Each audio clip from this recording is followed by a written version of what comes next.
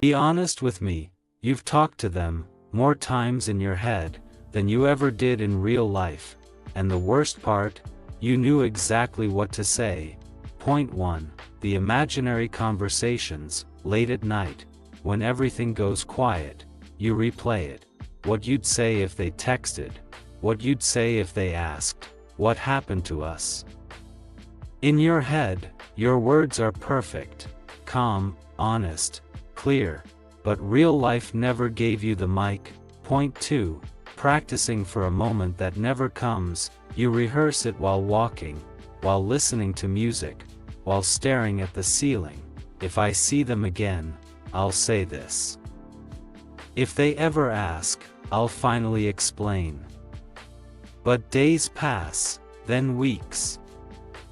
Then silence becomes normal, and that chance never comes. Point 3. When timing is the real enemy, here's the painful truth, bro. Sometimes it's not ego, not fear, not lack of feelings. It's timing. One person was ready to talk, when the other had already shut down, and timing doesn't argue. It just moves on. Point 4. The words that stay stuck, you still carry those words though. The explanation, the apology, the honesty. Not because you want them back, but because you wanted to. Be understood, and not being understood hurts more than being left. Point 5. Why you never sent it anyway. You could have sent a long message, you thought about it, but deep down, you knew.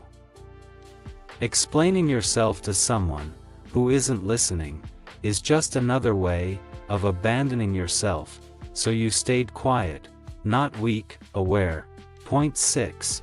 The silent acceptance. One day, you stop rehearsing, the conversation fades, the words lose urgency, not because they didn't matter, but because you did.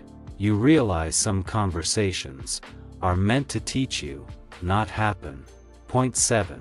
What you actually learned. You learned that being clear doesn't mean being chosen, having words doesn't guarantee a moment, and closure isn't always mutual. Sometimes closure is just you deciding to stop waiting for a chance that expired. Scene 8. The final unsent conversation. The last conversation you have with them is quiet. It sounds like, "I would have said this, but I don't need to anymore." And that's growth. Not loud, not dramatic, just peaceful. Scene 8.1. When you stop waiting for recognition, there's a moment when you realize they don't need to understand your side for it to be valid. Your truth doesn't require their approval. And once you accept that, you stop waiting for recognition from people who already left. Scene 8.2. The peace that replaces urgency. Before, everything felt urgent. You needed answers, you needed clarity, you needed that one conversation. Now, nothing feels urgent anymore.